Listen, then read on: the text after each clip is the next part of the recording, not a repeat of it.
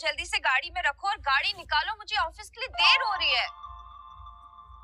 ये ड्राइवर पता नहीं कहाँ मर गया और ये नक्श वो भी पता नहीं सुबह से कहाँ है। काम के टाइम ना सब पता नहीं कहाँ मर जाते हैं। बड़बड़ाते हुए अनिका ने आईने में देखकर जल्दी से अपने बालों को एक और बार संवारा और पीछे मुड़कर देखा तो वहाँ ड्राइवर की जगह नक्श खड़ा था। अनिका, मैं वो रमनीक भाई ज्वेलर्स के पास तो गया था। लगता है तुम्हारे ये जो ज्वेलरी सेट है उसको थोड़ा टाइम लग सकता है, शायद 1-2 दिन और। सॉरी मैम, थोड़ा लेट हो गया। थोड़ा लेट हो गया? कोई काम तुम लोग से एक बार में क्यों नहीं होता है? पूरा दिन बैठ के टाइम पास करते रहते हो। मजाल है कि तुम लोग एक काम अच्छे से कर दो, कोई ना कोई बहाना बनाते रहते हो। तुम सब के सब ना एक जैसे हो, काम चोर। सॉरी मैम, आगे से ऐसे नहीं होगा। Sorry my foot. You better be on time tomorrow. ये कहने के बाद जैसे ही अनिका अपना बैग उठाने लगी तो नक्श अनिका की मदद करने के इरादे से बोला, अब मैं ले लेता हूँ। नक्श चुपचाप खड़ा उसे कमरे से जाते देखते रह गया था।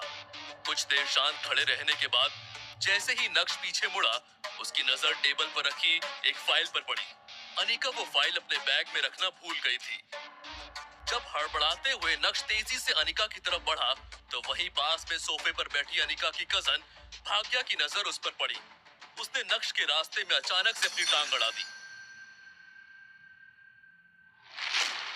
ओह माय गॉड, ये तुमने क्या किया? मैंने क्या किया? मैं तो अनिका वो अपनी फाइल भूल गई थी तो मैं उसे फाइल देना चाहता था। रास्ते में ये अचानक आ गई और अब ये अच्छा, तो अब साहबजादे के रास्ते के बीच में मैं आ गई। इसमें भी मेरी गलती है ना? बड़ी माँ आप ठीक है ना? कोई जल्दी से डॉक्टर बुलाओ। जिस आदमी ने बड़ी माँ पे गरम गरम चाय गिरा दी। अच्छी, मुझे पता है तुझे मेरी बहुत फिक्र है, पर मैं ठीक हूँ, मुझे डॉक्टर की कोई जरूरत नहीं है। बस इस निठल्ले आदमी ने मेरी साड़ी खराब कर दी जो। शिट, बड़ी माँ की इतनी महंगी साड़ी खराब कर दी।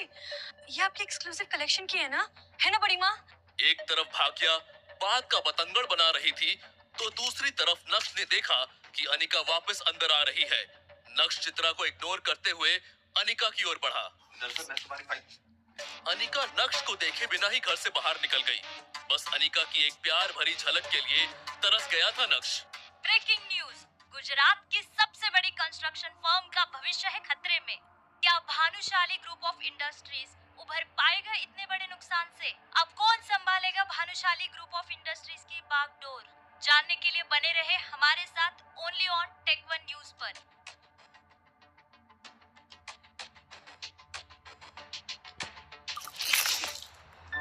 बेवकूफ, एक काम ठीक से नहीं आता, अब सीधे से चलना भी सिखाना पड़ेगा क्या तुझे?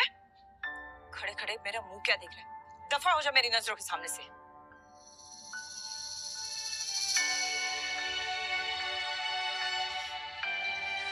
पता नहीं क्या सोचकर तेरी काका ने अनिका का हाथ इस आदमी के हाथ में दिया।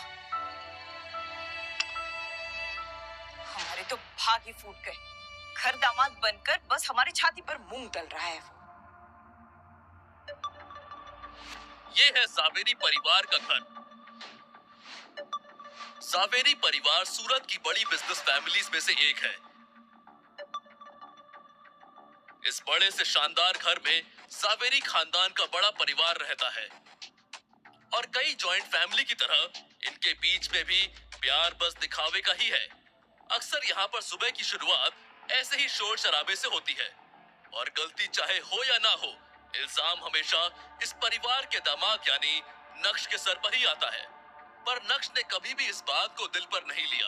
हर सुबह किसी और की गलती को अपने सर लेकर मुस्कुराते हुए वो अपने काम में लग जाता है।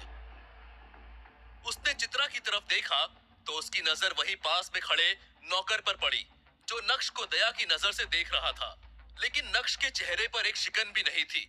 ब्रेकिंग न्यूज, गुजरात की सबसे बड़ी